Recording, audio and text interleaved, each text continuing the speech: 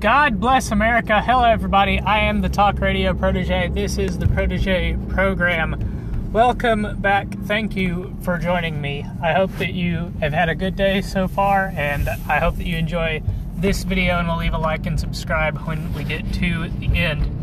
A lot of things happened in the news today, this being a Thursday. I plan on doing more than one video on those events. We've got Al Franken's faux resignation speech that he gave on the floor of the Senate today.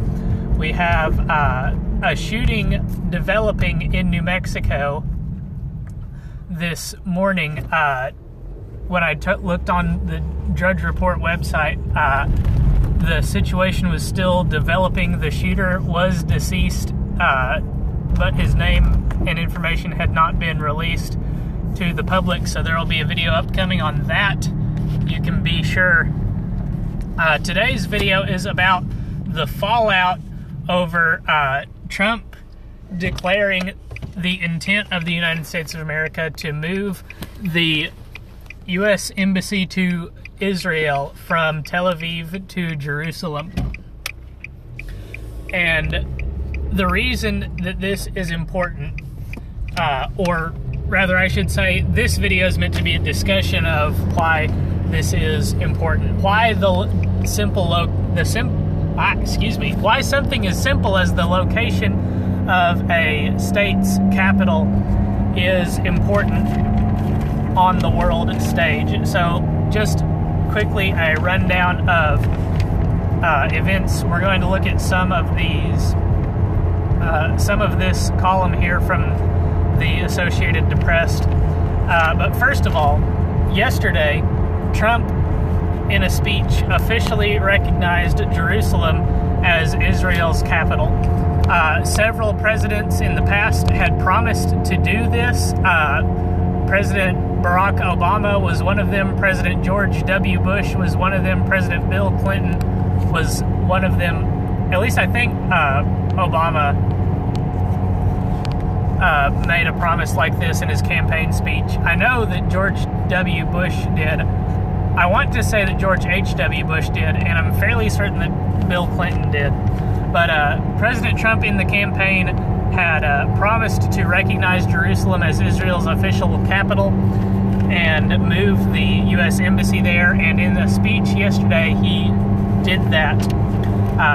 And again, this is something that more than one president has promised to do. President Trump is the first one to actually make a move on it.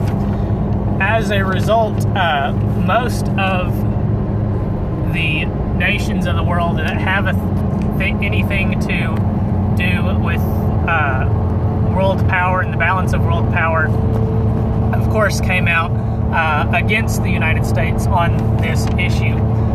France, Britain, and Germany all condemned the move in official statements. Germany specifically cited the two-state solution as a reason to condemn the move. The Palestinian president said that Jerusalem was the eternal capital of Palestine. That's the Palestinians laying claim to Jerusalem as their capital, not the capital of Israel. The Saudi royal court remarked with deep sorrow, and I could go on and on about the statements that all these different nations made, but I'll just give you the list. Lebanon, Qatar, Turkey, Iran, Indonesia, and even the United Nations Secretary General all condemned this move by the United States administration. And today, protests and riots as part of a 3 days of rage erupted across the Middle East, but concentrated in the bordering nations around Israel. I believe that some of those are named in this column, so maybe we'll get to some of those specific locations. Actually, let's do that now. In this first paragraph, we read that Palestinians clashed with Israeli troops in the West Bank, in Gaza. The Hamas called for a new armed uprising in a widespread show of anger. Somebody in this column said something about the days of rage. Yeah, Palestinians shuttered their schools and shops on Thursday to begin 3 days of rage over Trump's decision. We are here, we believe in our rights, but when it comes to rights, rights is something that we're going to talk about in this video. And let's begin by asking a series of questions. First of all, is Israel a sovereign nation? Now, first of all, if any average Joe, any Republican in particular, were to say that Israel is not a sovereign nation, they would be branded as anti-Semitic. Democrats, no Democrat has ever said that Israel is not a sovereign nation, but they do behave in such ways as to subvert Israel's sovereignty. Barack Obama was perhaps the first, definitely the most anti-Israel president that we've had since Israel got put back on the map as a country. If you want to debate the right of Israel to exist as a sovereign nation, that's something that Islamists have been debating about for a long time.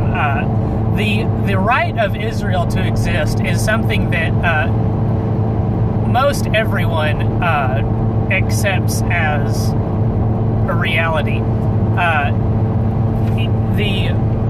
Even in their denunciation of the president's move to accept Jerusalem as the capital of Israel, believe that Israel has a right to exist. The two-state solution, as you may have heard of before, and as I referenced earlier in this video, means that there will be a Palestinian state and a Hebrew state, the Hebrew state called Israel. The Palestinian state, the borders of which of these two countries are always under negotiations, are always being argued about and fought over. So, if you would, just give me that Israel is a sovereign nation. If you can't give me that Israel is a sovereign nation, then this isn't the video for you. Now, do sovereign nations, assuming that Israel is a sovereign nation, do sovereign nations have the right to declare a capital? If they don't, then what rights do sovereign nations have at all whatsoever? All sovereign nations, including the 50 nations of the United States of America, being sovereign states in their own rights, not only have the power to declare, but have declared with the respect and support of nations around the world and other nations in their respective territories, have declared their own capitals. The state that you live in has declared its own capital. The United States of America has declared its collective capital. The European Union has declared its capital in Brussels. Each of the member states of the European Union has declared their own capitals. The nation that everyone in this case appears to be on the side of as having the right to declare their capital is a nation that doesn't own the territory that it's claiming as its capital, and that is Palestine. The big reason that Palestinians are upset about this declaration by President Trump to recognize Jerusalem as the capital of Palestine is, I believe they say something about it in this column, but perhaps that is in another one. And I'm not seeing it here. It was in a Yahoo column, Yahoo News column, where the Palestinian president, that's who it was. I have it in my notes here. I just don't have it to show you on the screen. The Palestinian president said that Jerusalem is the eternal capital of Palestine. So Palestine has declared that its capital is Jerusalem. Israel has declared that its capital is Jerusalem. And only one of these states is in possession of the land that has Jerusalem, and that is the state of Israel, the nation of Israel. Israel has captured this land by conquest. There's not really much arguing over that. However, I don't think that it can be fairly said that Israel seeks out to obliterate their enemies from the earth. Israel's conquests are conquests of defense for the most part, especially the West Bank. The West Bank was land that was held by the Palestinians. It's land that is in debate to this day as part of the two-state solution.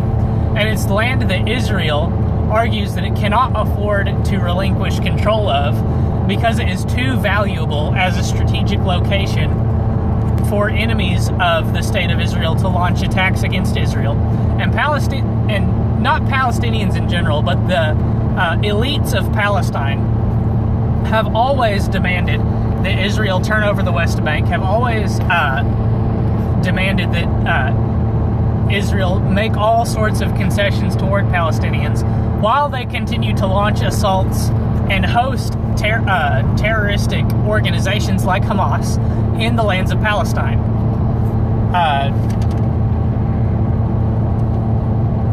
And it's in this way that states like Palestine and other enemies of the state of Israel have denied Israel their sovereignty since her birth. Now, I don't have a perfect memory, but I believe that it's a new thing for European states to deny the sovereignty of Israel and her right to declare her own capital. The reason that these European states are now joining in the chorus of Arabic and Middle Eastern states of condemning the United States administration's policy of accepting Israel's declaration of her capital is because Europe is cripplingly dependent on Middle Eastern oil.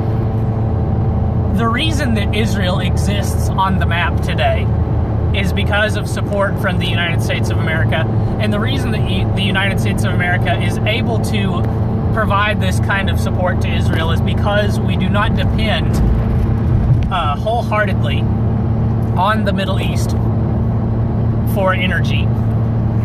It's because of the oil and natural gas reserves that the United States has on her own soil that we do not have to bow to the wishes of the Middle East and the Arabic nations and their desires to wipe Israel off the map for the sake of obtaining energy from those countries.